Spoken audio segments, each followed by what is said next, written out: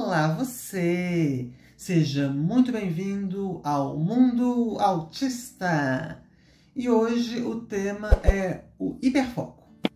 Sim, eu sei, né, gente, que há pouco tempo a gente teve um vídeo sobre o hiperfoco que as pessoas autistas podem ter em outras pessoas. Esse vídeo, inclusive, teve uma repercussão muito surpreendente para mim, mostrando a identificação das pessoas com o tema. Porque esse hiperfoco, na realidade, ele é quase que uma obsessão, né? O interesse restrito por alguns poucos temas, mas muito intenso, que algumas pessoas autistas manifestam, e esses temas eles podem variar, assim, não são necessariamente aquele estereótipo que a gente tem na literatura de trens. À medida que a gente vai estudando trens, não é trem de pessoa mineira não, gente, é trem do meio de transporte mesmo. O hiperfoco, na realidade, pode ser tanto por pessoas famosas, pode ser por exemplo, livros, literatura, pode ser por filmes. Todos esses são hiperfocos meus, por exemplo, por isso que eu estou citando. Então, à medida que a gente estuda sobre o autismo em mulheres, por exemplo, o autismo em outras populações que não são aquelas que geralmente a gente associa ao transtorno do espectro autista, a gente vai descobrindo novas nuances desse hiperfoco se manifestar. Então, tem algo que acho que perpassa todas essas populações de autistas, que são os hiperfocos infantis. O que eu quero dizer com infantil? Gente, mas meu colega de trabalho ele já tem, sei lá, 40, 50 anos, é diretor de uma multinacional, estou supondo aqui, e ele brinca com Pokémon, assim, ele tem um Pokémon na mesa, ele chega em casa e vai assistir Bob Esponja. Tem alguma coisa errada na capacidade dessa pessoa? Não, gente, não tem. Não necessariamente, né? Porque, na realidade, esse interesse, ele, ainda mais quando a pessoa não tem uma intervenção que molde, de certa forma, o comportamento dela, ele costuma se manter... Claro, a gente muda de hiperfoco a vida toda, né, de temas, de assuntos de interesse, mas algumas coisas ficam desde a infância.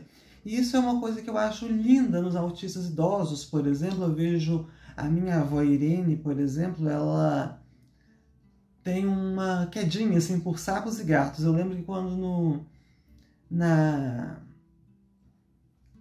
casa dela, era um apartamento grande que ela mantinha em Belo Horizonte. Depois ela teve até que se desfazer quando ficou mais idosa, mas esse apartamento tinha uma cobertura e tudo, era tudo de gato. Depois acabaram os gatos, passou a ser tudo, que já tinha todos os enfeites possíveis de gato, ela trocou por um enfeite de sapo. Então eu me lembro que quando eu era criança, ir à casa da vovó Irene era tipo isso.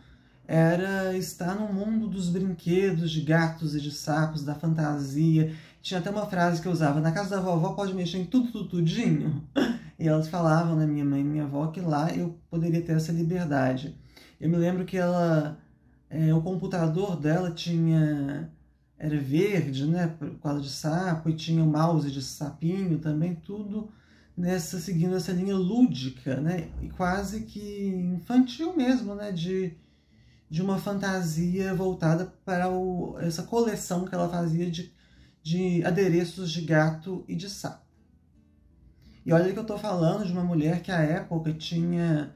Eu era criança, né? Eu já tô com 25, minha avó tem 82. Então, à época ela tinha 81, né? E na época ela tinha 60 e alguma coisa, né? Assim, 60, por volta dos 60, 70 anos. Não era, portanto, uma pessoa... que é comum encontrar esses interesses. Também não era também aquela idosa, aquele estereótipo de idosa, voltou a ser criança, não. Minha avó sempre teve um gênio forte e muita opinião. E até hoje, aos 81 anos, né, da gente se a gente não seguir essa forma, por vezes, rígida de ela ver o mundo. Claro, ela vai argumentar, porque como toda boa autista também, ela gosta da lógica, do sentido, e fazendo sentido também, ela aceita os nossos posicionamentos, os nossos argumentos. Mas eu estou falando isso tudo para dizer que muitas vezes a gente subestima um adulto autista por um hiperfoco ou por um interesse intenso considerado infantil, e na realidade é uma pessoa tão adulta, né, como qualquer outra, tão com capacidade de tomar decisões, de agir e de querer ter os seus posicionamentos respeitados. Então tudo isso é muito importante. Claro, a questão de autonomia, outras questões que podem complexificar esse quadro, mas é importante a gente ter na ideia que por mais infantilizadas que as pessoas autistas adultas possam parecer, elas são adultas, tá? E, assim, na verdade, acho que é até um charme bacana, né? Até um diferencial bonitinho mesmo que eu vejo na minha avó, vejo alguns interesses assim na minha mãe também. Isso tudo é muito bacana. E para não dizer que eu sou diferente, até recentemente eu fiz um texto no nosso blog do Mundo Autista, também está disponível no Instagram, @mundo.autista, sobre Cinderela, hiperfoco e humanismo, que a Cinderela, né, sempre foi o maior hiperfoco, tanto que essa Cinderela aqui, ela fica no meu altar budista, ela fica próxima ao meu altar budista, onde eu faço minhas orações, porque ela simboliza mesmo um enfeite e algo que me faz bem quando eu estou, né, naquele ambiente ali. Então, assim, é importante, outra coisa que eu queria deixar bem clara aqui, é que a pessoa autista com hiperfoco em assuntos ou temas, né, com temática mais infantil, ela também tem um olhar de adulto sobre aquilo muitas vezes. Então, nesse texto sobre Cinderela, humanismo e hiperfoco, vocês, por exemplo, vão poder ver como que eu tenho um olhar diferente sobre a Cinderela de quando eu era criança até hoje. Eu fui desenvolvendo e aprimorando o meu olhar para perceber nuances e complexidades, né, da história que às vezes são pouco exploradas, né? Quando a gente é criança, a gente não tem muita vivência para ter essa leitura. Mas eu acho que isso é assunto para um próximo vídeo, então por hoje é só, gente. Um grande beijo e até a próxima. Tchau, tchau!